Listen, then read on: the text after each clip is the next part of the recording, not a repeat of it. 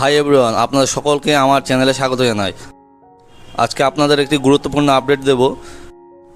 আপনারা দেখতেই পাচ্ছেন যে পুরানো 34 নম্বর বা নতুন 12 নম্বর জাতীয় সড়কের বারাসাত বড়জাগুলিয়া সেকশনের যে এক্সিস্টিং 2 লেন রোডটি রয়েছে, বর্ষার পরে সেই রোডটির অবস্থা বেহাল হয়ে যায়।